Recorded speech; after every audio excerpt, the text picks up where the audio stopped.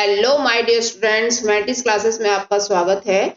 तो यहाँ पे हम कवर करेंगे सैंपल पेपर 12 से लेके अरिहंत के सैंपल पेपर 12 से लेके 15 तक के जितने भी एमसीक्यूज है ना, वो एक वीडियो में कवर कर देंगे। ये पार्ट 2 रहेगा। सैंपल पेपर 12 के एमसीक्यूज को देखेंगे। Which of the following is a main component of population change. तो मेन कंपोनेंट क्या है पॉपुलेशन चेंज होने का? तो यहाँ पे है ये माइग्रेशन। ठीक है, तो माइग्रेशन क्या है? जब लोगों की शिफ्टिंग होती है ना एक जगह से दूसरी जगह, जब वो मूव करते हैं और सेटल हो जाते हैं, तो उसकी वजह से डेंसिटी भी अफेक्ट करती है, इंडस्ट्रियलाइजेशन पे भी एंड अर्बनाइजेशन पे, तीनों पे ही असर पड़ता है। तो इसीलिए हमारा आंसर यहाँ पे हो जाएगा माइग्रेशन। ठीक है, जो कि भारत में सबसे ज्यादा होता है। एंड सेकंड देखेंगे, which of the following pair is not correctly match. तो आपको नॉट पे ध्यान देना है, जैसे कि मैंने बताया है। तो फेज 1 जो है नेगेटिव पॉपुलेशन ग्रोथ रेट है, बिल्कुल सही है। यहाँ पे आपको टाइमिंग भी याद रखना है। फेज 1 का जो टाइमिंग है एनसीईआरटी के हिसाब से वो 1901 से लेके 1921 तक दे रखा है फेज 1। ठीक है, तो यहाँ पे एक समय पे ऐसा भी आया था 1911 से लेके 1921 के बीच में हमारी पॉपुलेशन ग्रोथ रेट जो है वो बिल्कुल नेगेटिव पे चली गई थी। ठीक है, और फेज 2 जो है ये 1921 से लेके 1951 का समय रहेगा। तो यहाँ पे जो हमारी ग्रोथ रेट है ना वो एक स्टडी पे आ गई थी, मतलब एक धीरे धीरे रफ्तार पकड़ रही थी। ठीक है, उसके बाद थर्ड आ जाएगा हमारा फेज 3। यहाँ पे पॉपुलेशन एक्सप्लोजन हुआ था 1951 से लेकर 1981 का जो समय है, तो इसको क्या है जनसंख्या विस्फोट भी बोला जाता है। बहुत ज्यादा पॉपुलेशन यहाँ पे देखी गई थी ग्रोथ रेट में। एंड फेज 4 जो है ना ये 1981 से लेके 2011 तक का समय बता रहा है। यहाँ पे ये जो है ना ये इनकरेक्टली मैच्ड है। यहाँ पे ऐसा कुछ नहीं है कि पॉपुलेशन ग्रोथ जो लो हो गई है, अभी तक हाई है, लेकिन हाँ धीरे धीरे काम चल रहा है, ग्रोथ जो है वो धीरे धीरे कम हो रही है, लेकिन लो हुई नहीं है। ठीक है ना, तो इसलिए हमारा आंसर हो जाएगा यहाँ पे डी। एंड थर्ड वाला है, which of the following best describe female infanticide. तो जो फीमेल इन्फेंटिसाइड, जो भ्रूण हत्या होती है लड़कियों की, फीमेल की, तो उसके कारण क्या है आपको बेस्ट बताना है। ठीक है ना, तो पहला बोल रहा है कि डेलिब्रेट किलिंग ऑफ मदर। तो ये तो नहीं होगा भाई, मदर को ही अगर किल कर दिया जाएगा तो फिर बच्चे कौन पैदा करेगा। ठीक है, उसके बाद यहाँ पे बी बोल रहा है deliberate killing of new born female child. हाँ ये हो सकता है, लेकिन हम देखेंगे कि ये बेस्ट है कि नहीं है। ठीक है, उसके बाद सी बोल रहा है abortion of a female foetus by the illegal method. ठीक है, तो ये बिल्कुल सही है। जो सी वाला है ना ये हमारा बेस्ट है, लेकिन हाँ पहले क्या था, जैसे हमारे भारत में 1870 के समय पे एक कानून आया था, क्योंकि हमारे भारत में जो लड़कियों की हत्या है वो बहुत हुआ करती थी। तो उस समय पे क्या है ना कि पहले इतने मेडिकल फैसिलिटीज नहीं थी, तो लोग जो है वो चेक नहीं करा पाते थे, मतलब एबॉर्शन की नौबत नहीं आती थी। तो वहां पे जो है ना न्यू बॉर्न फीमेल चाइल्ड की किलिंग की प्रैक्टिसेस चला करती थी, मतलब बच्ची जो है पैदा हो जाएगी उसके बाद उसको मारा जाता था। लेकिन अब जो है, अब आज की डेट में देख लो या कुछ समय से, अगर हम कुछ डिकेड से अगर हम देखें, तो एबॉर्शन जो है ये सबसे बेस्ट एक एग्जाम्पल है किस चीज का, फीमेल इन्फेंटिसाइड का। ठीक है, तो हमारा आंसर जो है बेस्ट में अगर हम लेंगे तो सी लेंगे, और फिर उसके बाद जाएंगे हम फिर बी पे। ठीक है, ये दोनों ही चीज हमारे भारत में होती हैं। फोर्थ क्वेश्चन देखेंगे, in which year national water policy was introduced in India. तो यहाँ पे नेशनल वाटर पॉलिसी इंट्रोड्यूस की बात कर रहा है। तो वैसे तो 1987 में इसको इंट्रोड्यूस किया गया था, लेकिन वैसे इसको रिव्यू एंड अपडेट जो है ये कब किया गया है, 2002 में। तो हमारा आंसर हो जाएगा सी। उसके बाद बोल रहा है fifth question, grape cultivation is mainly practised in which of the following region. तो जो ग्रेप का कल्टीवेशन होता है वो कौन से एरिया में होता है, तो यहाँ पे हो जाएगा मेडिटेरियन रीजन। मेडिटेरियन एरिया में क्या है ना, खट्टे फल, सिट्रस फ्रूट्स का बहुत ज्यादा प्रचलन रहता है। तो जैसे संतरा है ना, आपके ग्रेप्स हैं, आपके ऑलिव्स हैं, ये सारी खेती जो है यहाँ पे बहुत ज्यादा की जाती है, प्लांटेशन एग्रीकल्चर में आता है ये। ठीक है, उसके बाद सिक्स्थ वाला बोल रहा है Singrauli coal mine is located in. तो सिंगरौली कहाँ है भैया, सिंगरौली की जो कोयले की खदानें हैं ये कहाँ पे हैं, ये है मध्य प्रदेश में। Answer C is correct. उसके बाद मैच द फॉलोइंग देखेंगे, यहाँ पे एक्टिविटी दे रखी है और उसके कैरेक्टरिस्टिक्स दे रखे हैं। तो फैक्ट्री फार्मिंग, फैक्ट्री फार्मिंग क्या होती है, जहां पे एनिमल्स को रियर्ड किया जाता है, एक लार्ज संख्या में उनको रखा जाता है। ठीक है, तो वो हो जाएगा हमारा rearing of poultry and cattle. And viticulture, viticulture किसको बोलते हैं, कल्टीवेशन ऑफ ग्रेप्स, जहां पे ग्रेप्स की खेती की जाती है। उसके बाद मार्केट गार्डनिंग, मार्केट गार्डनिंग हो जाएगा आपका commercial farming of fruits and vegetable. ठीक है, फ्रूट्स एंड वेजिटेबल का लार्ज लेवल पे यहाँ पे प्रोडक्शन किया जाता है और यहाँ पे सेल किया जाता है बड़े बड़े अर्बनाइज्ड सिटीज में। ठीक है, उसके बाद यहाँ पे ट्रक फार्मिंग। अब देखो ट्रक के हिसाब से यहाँ पे फार्मिंग की जाएगी, तो ये क्या आ जाएगा, ये small scale production of fruits में आ जाएगा। तो यहाँ पे हमारा आंसर क्या हो जाएगा, 214 3 आंसर डी इज करेक्ट।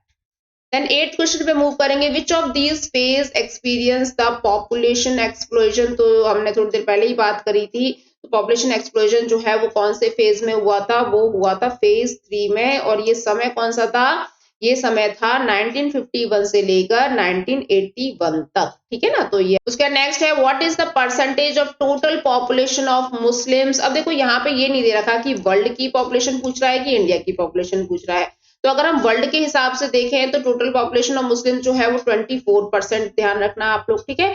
और अगर इंडिया की बात कर रहे हैं, यहाँ पे इंडिया लिखा हुआ आ जाए तो वहां पे याद रखना 14% जो है ये हमारी पॉपुलेशन है, ठीक है। तो यहाँ पे आंसर जो है हमारा ये करेक्ट हो जाएगा, आंसर बी। उसके बाद यहाँ पे 10th क्वेश्चन देखेंगे, which of the following is not a quinary activity, ठीक है। तो ये एक तरीके का बिल्कुल लेटेस्ट एक्टिविटीज स्टार्ट हुई है ट्रेंड में, जहाँ पे हमारे क्या है, artificial intelligence, high skilled professional जो होते हैं वो इसमें आते हैं स्टूडेंट। तो यहाँ पे क्या है, डिसीजन मेकिंग, ये तो आता है बिल्कुल, किसी ऑर्गेनाइजेशन, किसी कंपनी के लिए बहुत जरूरी है ये वाला, ठीक है। उसके बाद इंश्योरेंस भी होते हैं, पॉलिसी मेकिंग भी होती है, लेकिन कंसल्टेंट जो है ना, ये एक तरीके का इसमें क्वाइनरी एक्टिविटी में नहीं आएगा। इसमें कंसल्ट मतलब आपको गाइडलाइंस देने वाले जो लोग बैठे रहते हैं, तो ना कंसल्टेशन किसी भी फील्ड में हो सकती है, ठीक है ना। तो यहाँ पे सी जो है हमारा करेक्ट आंसर हो जाएगा। अब मूव करेंगे 11th क्वेश्चन पे, which one of the following sectors have been arranged in sequence according to the ground water withdraws in India from maximum to minimum. तो आपको बताना है कि जो ग्राउंड वाटर का कंजप्शन है ना, वो किस किस सेक्टर में किया जाता है। तो यहाँ पे मैक्सिमम से मिनिमम पे आपको जाना है। तो industrial sector, domestic and agriculture ये नहीं है, एग्रीकल्चर में सबसे ज्यादा है, फिर इंडस्ट्रियल सेक्टर में है, फिर डोमेस्टिक सेक्टर में है। तो हमारा आंसर हो जाएगा यहाँ पे बी, ठीक है। उसके बाद 12th क्वेश्चन पे मूव करेंगे, consider the following statement and choose the correct answer. तो यहाँ पे दोनों स्टेटमेंट को पढ़ना है और करेक्ट जो ऑप्शन है उसको चूज करना है। पहला बोल रहा है, river valleys are most densely populated areas of the world. तो ये बिल्कुल सही बात है, रिवर वैलीज के आसपास आपको अच्छा खासा सेटलमेंट देखने को मिल जाएगा, जैसे अमेज़न बेसिन हो गया, तो जो गंगा रिवर के आसपास है उसका सेटलमेंट देख लो, है ना, नाइल रिवर है उसका सेटलमेंट देख लो। तो ये यहाँ पे आपको बहुत इजीली यहाँ पे डेंसली पॉपुलेटेड एरियाज यहाँ पे मिल जाते हैं। एंड इसका यहाँ पे सेकंड बोल रहा है, the availability of fresh water resources make river valley important for the human beings. तो ये बिल्कुल सही बात है, वहां से क्या होता है, रिवर वैली आसपास होने से फ्रेश वाटर रिसोर्सेज की अवेलेबिलिटी अच्छी खासी बन जाती है उनके डोमेस्टिक यूज के लिए और उनके इरिगेशन फैसिलिटीज के लिए, ठीक है ना। तो यहाँ पे हमारा जो स्टेटमेंट है ये क्या हो जाएगा, both statement are correct and statement 2 is the correct explanation of statement A, answer C is correct. Then move करेंगे 13th क्वेश्चन पे, कंसिडर द फॉलोइंग स्टेटमेंट। तो यहाँ पे आपको ट्रू और फॉल्स ही बताना है। पहला बोल रहा है, Indian railway has been divided into 18 zones. तो इंडियन रेलवे जो है क्या वो 18 जोन्स में डिवाइडेड है, तो हाँ बिल्कुल है, वैसे आप 19 हो चुके हैं। लेकिन सेकंड बोल रहा है, large size of railway put a lot of pressure on a centralised management system. तो भाई ये जो रेलवे है ये सेंट्रल के अंदर में आता है, तो इसीलिए इसका जो प्रेशर है वो मैनेजमेंट पे हमेशा बना ही रहता है। क्या है, दोनों जो स्टेटमेंट है वो क्या हो जाएंगे, करेक्ट हो जाएंगे, ठीक है। तो बोथ स्टेटमेंट्स आर करेक्ट। उसके बाद 14 क्वेश्चन देखेंगे, there are the two statements marked as assertion, reasoning का क्वेश्चन है ये। तो असर्शन क्या बोल रहा है, international trade is influenced by geological and climatic differences among different region of the world. तो इंटरनेशनल ट्रेड जो है ना ये इन्फ्लुएंस करता है जियोलॉजिकल कंडीशंस को, क्लाइमेटिक कंडीशंस को, भाई उसके हिसाब से ही ट्रेड पॉसिबल हो पाता है, बिल्कुल सही बात है। रीजन क्या बोल रहा है, the world's natural resources are unevenly distributed because of the differences in the physical makeup. तो यहाँ पे ये भी बात सही है, जो नेचुरल रिसोर्सेज है उनकी अवेलेबिलिटी बहुत अनइवन है पूरे वर्ल्ड के अंदर because of their physical makeup, ठीक है ना। तो लेकिन यहाँ पे क्या है, ये इसकी करेक्ट एक्सप्लेनेशन नहीं है, ये दोनों ही स्टेटमेंट सही है, but R is not the correct explanation of A. तो आंसर हो जाएगा हमारा बी। मूव करेंगे सैंपल पेपर 13 के एमसीक्यूज में। तो फर्स्ट बोल रहा है, which of the following cause the pollution in Yamuna. तो यमुना में पॉल्यूशन होने के क्या कॉजेज है, तो industrial pollution from Kanpur, domestic waste from Delhi, extraction of water by Haryana and Uttar Pradesh for irrigation, both B and C. तो यहाँ पे आंसर हो जाएगा हमारा बोथ बी एंड सी, क्योंकि यहाँ पे जो डोमेस्टिक वेस्ट है ना दिल्ली से निकलता है जो, वो बहुत ज्यादा पॉल्यूशन फैलाता है यमुना के अंदर। और दूसरा कारण डाल सकते हैं extraction of water by Haryana. तो हरियाणा में जो पानी एक्सट्रैक्ट किया जाता है यमुना से, जो उनकी इरिगेशन के लिए काम आता है, तो क्या होता है पानी का जो लेवल है वो बहुत कम हो जाता है और इसकी वजह से भी यहाँ पे जो पॉल्यूशन है वो देखा जाता है, क्योंकि लो लेवल जो होता है ना वो उसकी वजह से भी यहाँ पे जो पॉल्यूशन कंट्रैक्शन है वो बढ़ जाता है यमुना के अंदर। तो यहाँ पे हमारा आंसर हो जाएगा both B and C. Second देखेंगे, which of the following pair is not matched correctly, तो नॉट बताना है आपको, ये रिपीटेड क्वेश्चन है। Prayagraj on religious and cultural basis सही है ये तो। Lucknow based on remnants of the ancient cities ये भी सही है। कोलकाता ऑन कल्चरल बेसिस ये नहीं है, यहाँ पे ये हमारा इनकरेक्ट मैच हो जाएगा। कोलकाता ब्रिटिश कॉलोनी ज्यादा रहा है, ठीक है। उसके बाद मुंबई जो है in the form of commercial port, ये भी बिल्कुल सही है। Answer D, answer C is correct. उसके बाद थर्ड क्वेश्चन देखेंगे, which of these commodities constitute the import of India from other countries, तो इंडिया जो है वो बाहर के देशों से क्या क्या चीजें इंपोर्ट करती है, तो मशीन भी करती है, डायबल ऑयल्स भी करती है, फर्टिलाइजर्स भी करती है। और एडिबल ऑयल में जैसे पाम ऑयल हो गया, सोयाबीन ऑयल हो गया, सनफ्लावर ऑयल हो गया, ये सारी चीजें फर्टिलाइजर्स भी हम लेते हैं, ठीक है। तो आंसर हो जाएगा यहाँ पे all of the above. Fourth question देखेंगे, which of the following best describe the features of gathering, तो आपको है ना गैदरिंग के बारे में बताना है कि इसमें से कौन सा बेस्ट है।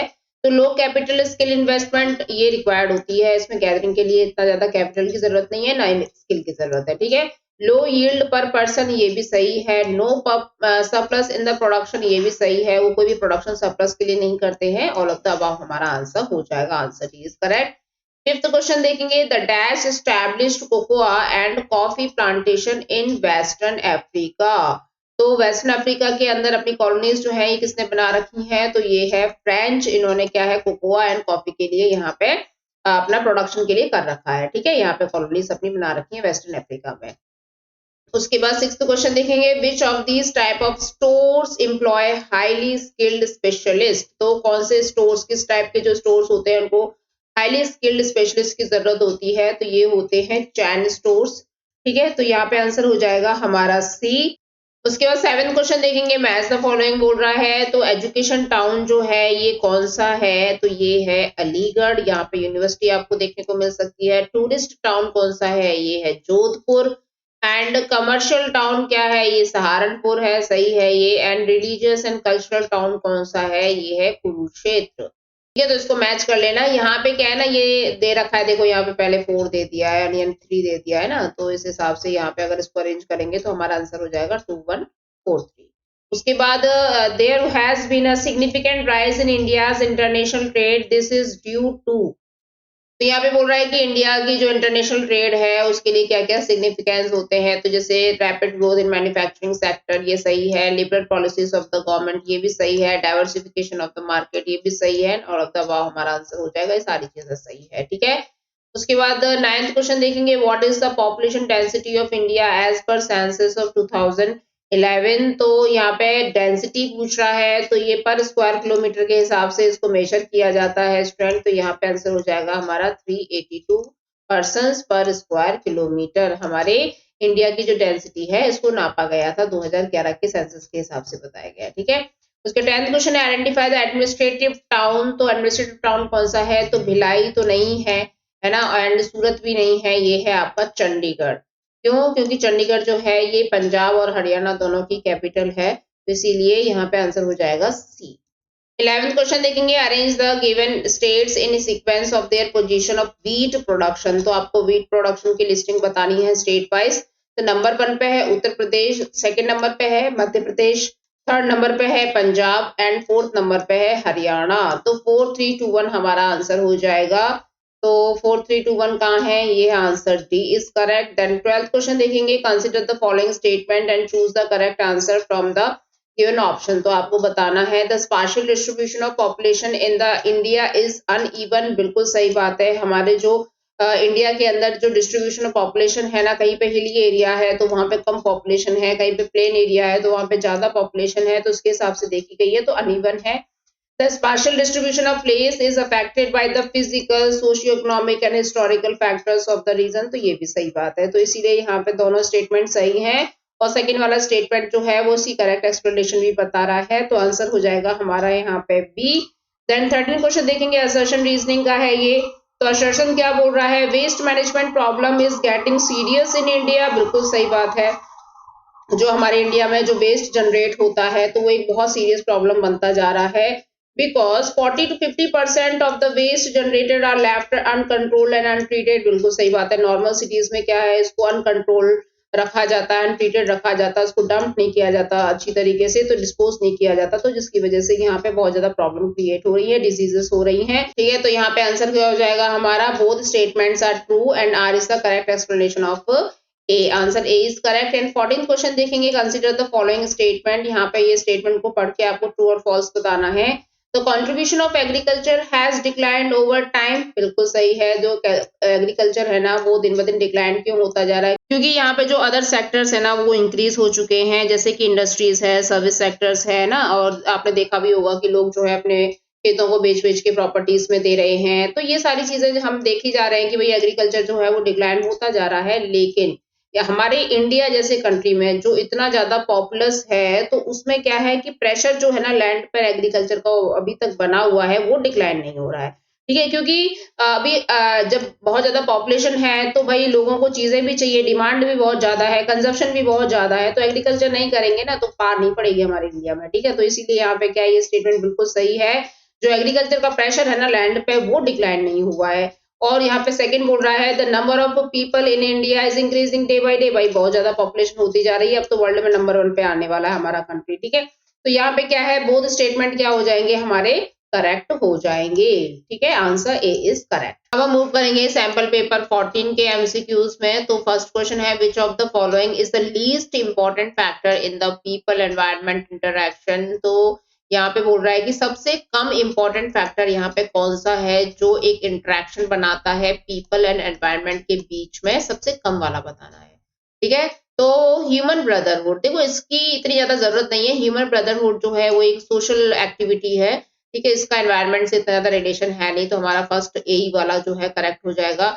ह्यूमन इंटेलिजेंस जरूरी है ना, पीपल्स परसेप्शन ये भी जरूरी है, टेक्नोलॉजी भी जरूरी है एनवायरनमेंट से रिलेशन बनाने के लिए। ठीक है ना, तो यहाँ पे हमारा आंसर हो जाएगा ए। हम मूव करेंगे मैच द फॉलोइंग में। तो यहाँ पे देखेंगे हम लिस्ट 1 को लिस्ट 2 से मैच करेंगे। एरियल डिफरेंशिएशन इसका टाइमिंग रहा है 1930। ठीक है, पोस्ट मॉडर्निज्म इसका टाइम रहा है स्टूडेंट 1990s। उसके बाद एमरजेंस ऑफ रेडिकल स्कूल इसका जो टाइम रहा है वो 1970s रहा है। और रीजनल एनालिसिस जो है ये लेटर कॉलोनियल पीरियड में आ जाएगा, यानी आंसर हो जाएगा 4312। तो answer A is correct. NCERT में पूरा एक चार्ट दे रखा है तो आप इसको देख लेना।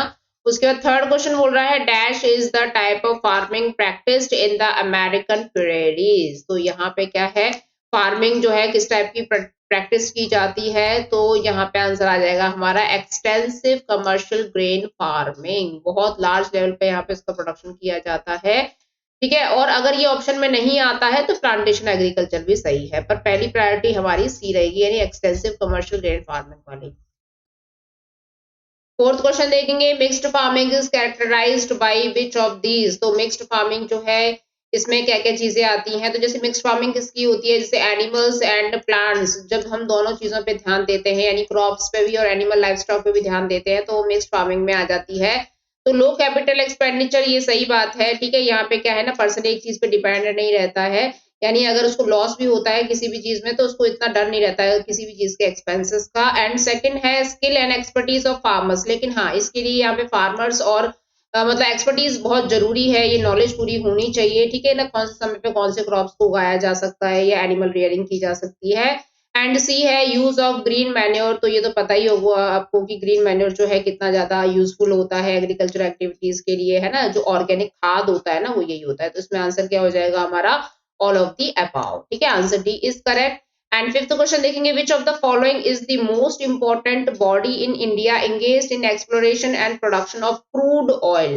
तो कौन सी बॉडी है जो क्रूड ऑयल के एक्सप्लोरेशन एंड प्रोडक्शन के लिए सबसे ज्यादा जिम्मेदार है, तो ये है ओएनजीसी विदेश, यानी oil and natural gas corporation limited. ठीक है, तो ये सबसे ज्यादा जो है क्रूड ऑयल इन सब का प्रोडक्शन करती है। एंड इसके बाद सिक्स क्वेश्चन पे आएंगे, what is India's share in world trade.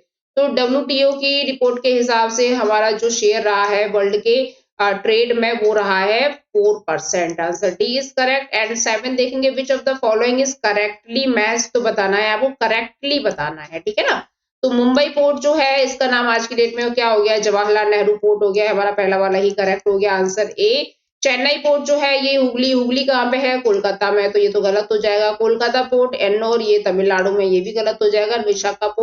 Visakhapatnam port ये पारादीप, ये उड़ीसा में, ये भी गलत हो जाएगा। इसीलिए यहाँ पे आंसर क्या हो जाएगा, answer A is correct. And 8th question देखेंगे, which one of the following is land locked harbour, तो ये है विशाखापट्टनम। ओके, यहाँ पे ये पूरा लैंडलॉक्ड हार्बर है स्टूडेंट। उसके बाद 9th क्वेश्चन देखेंगे, which state has lowest population above poverty line, सबसे कम पॉपुलेशन है और यहाँ पे पॉवर्टी लाइन जो है ये बिल्कुल नहीं है, मतलब गरीबी नहीं है, तो ये आंसर हो जाएगा यहाँ पे आपका गोवा। ठीक है, answer A is correct. Question देखेंगे, the ground water resources in some parts of Bihar and West Bengal are contaminated with, तो बिहार और वेस्ट बंगाल में पानी, जो ग्राउंड वाटर का पानी होता है उसमें क्या चीज मिली हुई है, तो उसमें मिली हुई है आर्सेनिक, ये एक सेमी मेटेलिक एलिमेंट होता है। ठीक है, ये टॉक्सिक बन जाता है। उसके बाद यहाँ पे 11th क्वेश्चन देखेंगे, arrange the following features of human geography as per their period of horizon, ये रिपीटेड क्वेश्चन है स्टूडेंट।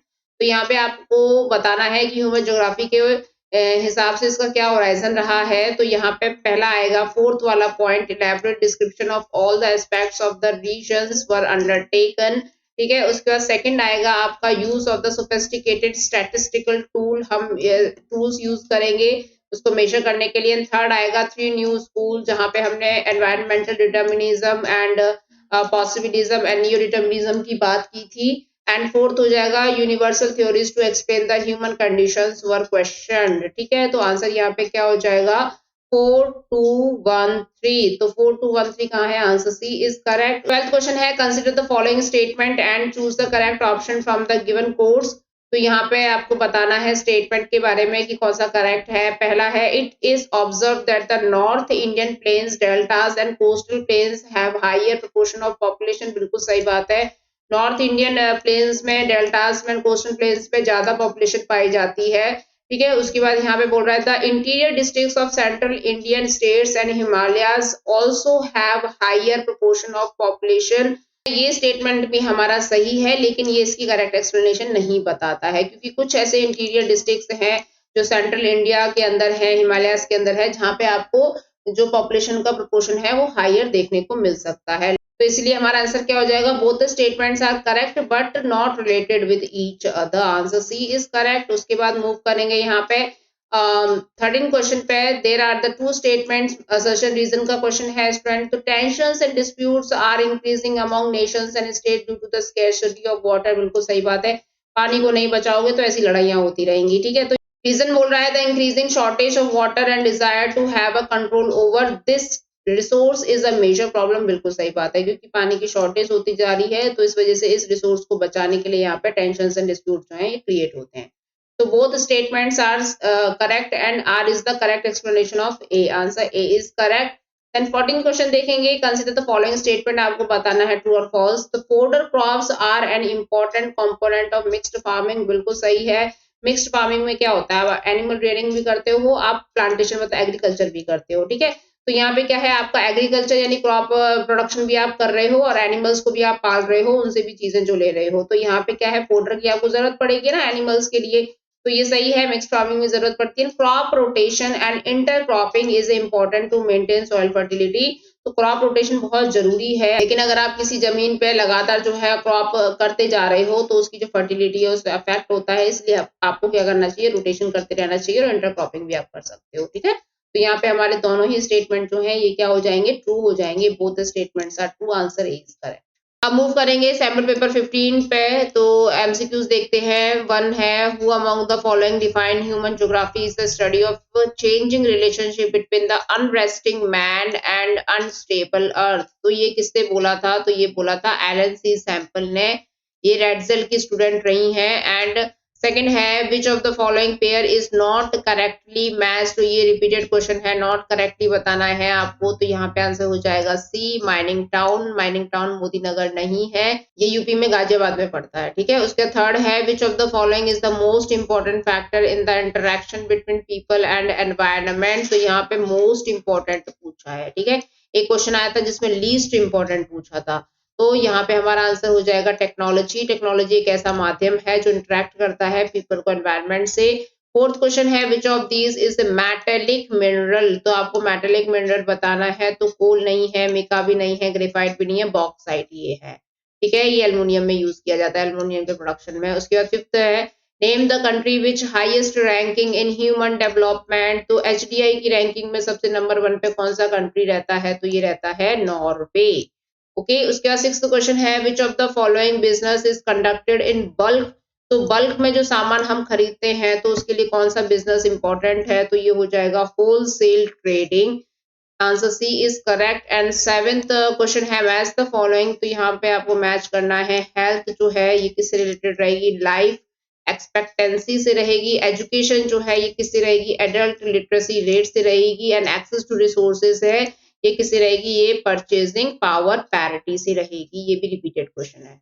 उसके बाद यहाँ पे आंसर जो है आप मैच कर लेना। एट क्वेश्चन है which of these is both water and air pollutants, तो वाटर एंड एयर पॉल्यूटेंट जो है ये पूछ रहा है, दोनों चीज होनी चाहिए उसके अंदर, तो ये है आपका आंसर मरकरी। ठीक है, लेकिन यहाँ पे अगर मरकरी नहीं दे रखा है, एमोनिया है, तो सेकंड आप प्रायोरिटी देना एमोनिया को। ओके, उसके बाद यहाँ पे 9th क्वेश्चन है respiratory diseases are mainly caused by, तो रेस्पिरेटरी डिजीजेस जो है ये किसकी वजह से होती है, तो ये बहुत सिंपल क्वेश्चन है, air. Answer C is correct. Then 10th है यहाँ पे which of this is a formula of natural growth of population, तो नेचुरल ग्रोथ का फॉर्मूला आपको बताना है।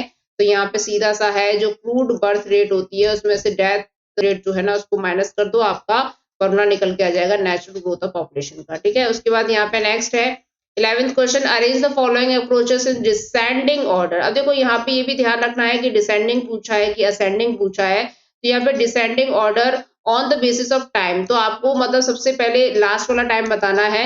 ठीक है, उसके बाद फिर नीचे आपको डिक्रीज होते जाना है। यहाँ पे जो है ये आ जाएगा आपका पहला पोस्ट मॉडर्निज्म इन ज्योग्राफी, ये 1990s के समय पे इंट्रोड्यूस किया गया था। एंड उसके बाद आ जाएगा आपका एरियल डिफरेंशिएशन, उसके बाद आ जाएगा आपका रीजनल एनालिसिस। ठीक है, तो ये आपका थर्ड नंबर पे ये हो जाएगा। उसके बाद फोर्थ पे हो जाएगा आपका एक्सप्लोरेशन एंड डिस्क्रिप्शन। तो आंसर यहाँ पे बन जाएगा 1342, तो 1342 जो है आंसर ए इज करेक्ट। ठीक है, तो इसको डिक्रीजिंग ऑर्डर में डालना है आपको, समय घटना चाहिए यहाँ पे।